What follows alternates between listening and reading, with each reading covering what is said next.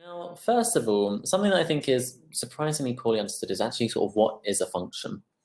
So let's say we've got, say, f of x equals 3x squared plus 7. Now, what this is going to do is it's going to, for each x value, the function will also have a value.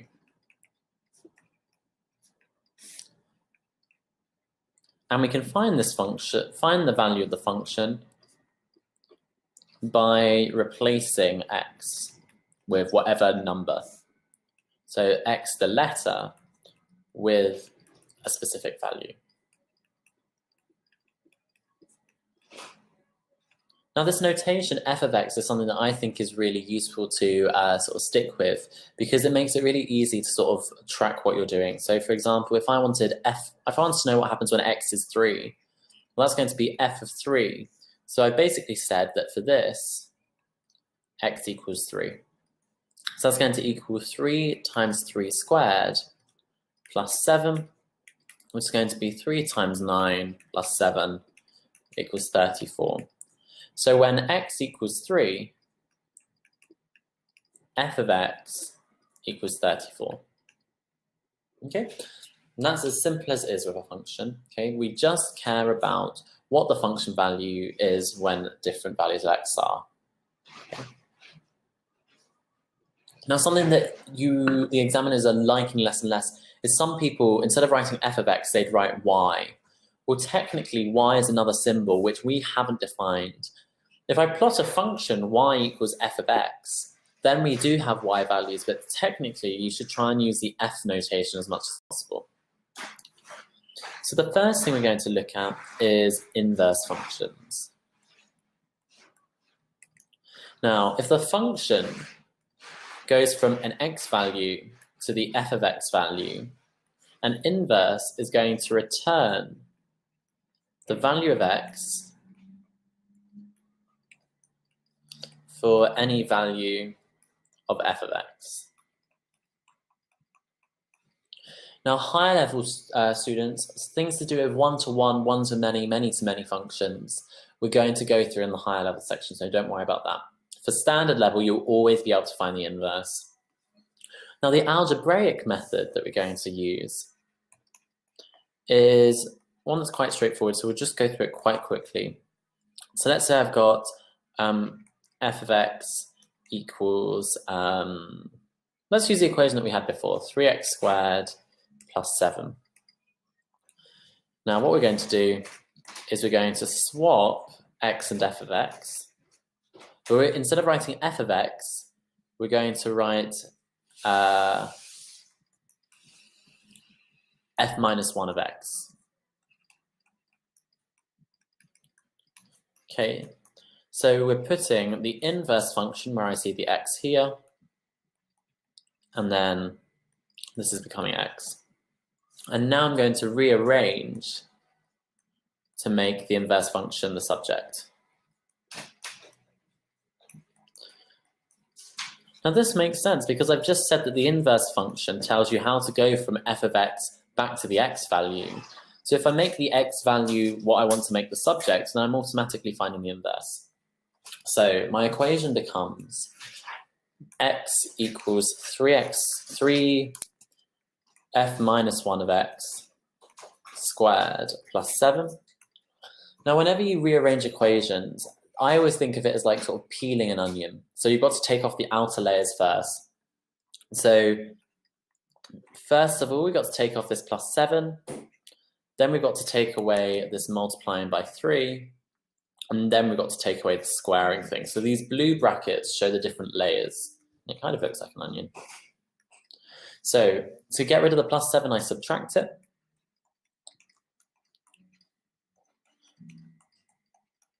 To get rid of the 3, I divide by it.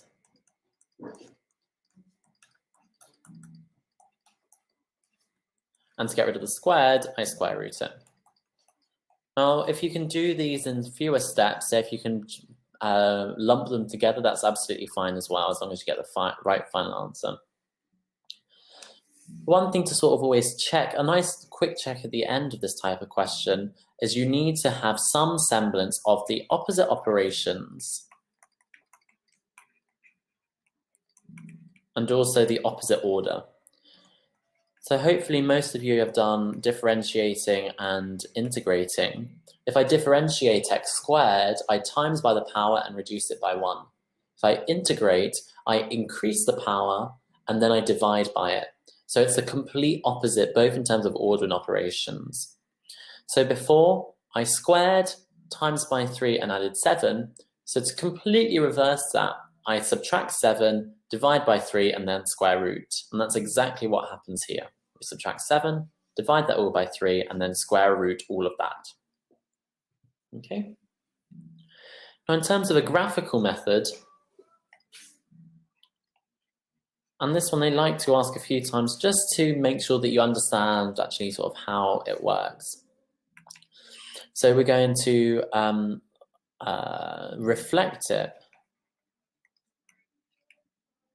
Reflect our function or our graph over the line y equals x. So you should always sketch a dotted line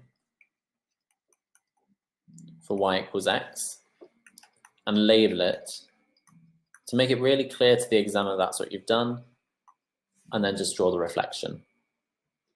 Okay. Now, some things that we can talk about for our function, we can also start relating to our inverse as well. So we're going to introduce the ideas of range and domain, and then specifically link them between our function and our inverse.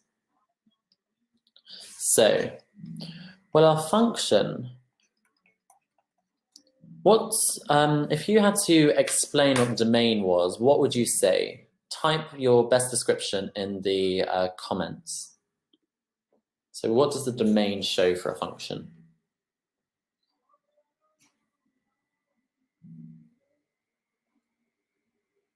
Okay, so someone says the possible values of y. It's almost right. Really good, Alexandra. So it's the x values, not the y values. So for our domain is all the x values that we can take.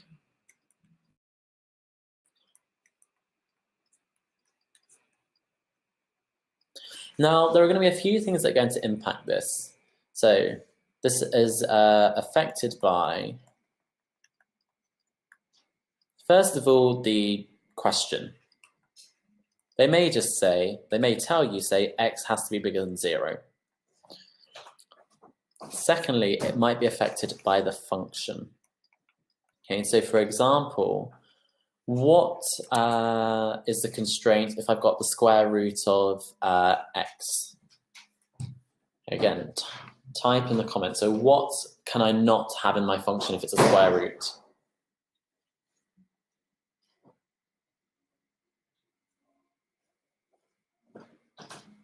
Okay, exactly right. So the square root is a great example. So whenever we've got anything inside the square root, we cannot have it any less than 0.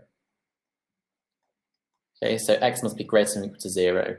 Now let's say if I had the square root of x plus 3, similarly, everything that's inside my square root, x plus 3, must be greater than or equal to 0.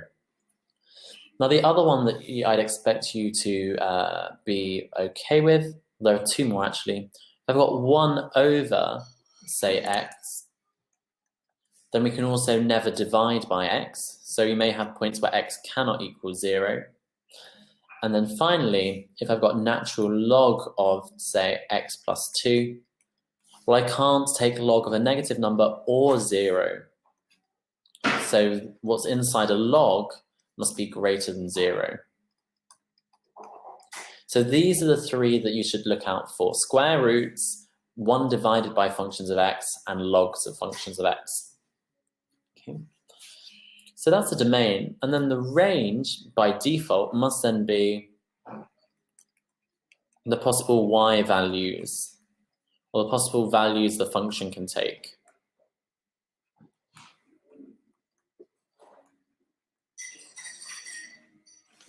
Okay, so again, This will be affected by the question.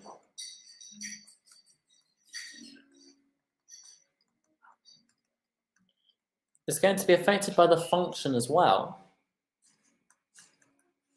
So for example, y equals x squared, well, x squared is limited by that it must be bigger than 0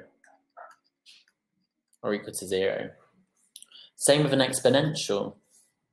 If I've got any form of exponential, then I know that I cannot be I cannot be less than 0.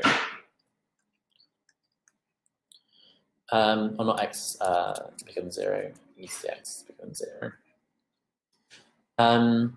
So anything which just has a minimum point or an asymptote, we should also be aware of. Okay.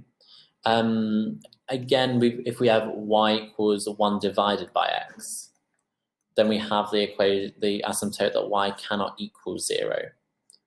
Okay. So there are certain values of the function we'll never reach. And then also, our domain can affect it. So let's say I've got y equals x squared, but x must be between 3 and 1. Well, then it's if you've got a domain that you have, you can work out your range by putting the numbers into the function. So x squared must be between 1 and 9. So this is our range. And we can see that it was affected by both our function, because, I mean, what the function is going to have an impact, but also the fact that our domain was limited. Okay. Now, the reason I've introduced this for the inverse is because there's a really easy way to remember how the inverse range and domain are related. So, I take my x values and they become the values of my function. And I take my function values and they become my x values. So basically, we have that all x values swap with y values.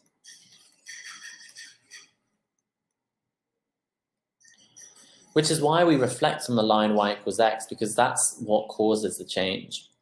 So the range of the inverse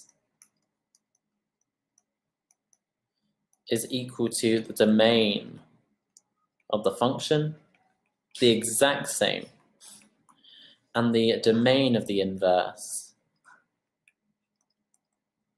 is therefore equal to the range of the function.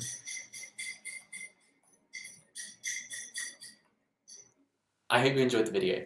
If you did, be sure to click down here to like, subscribe and share with a friend.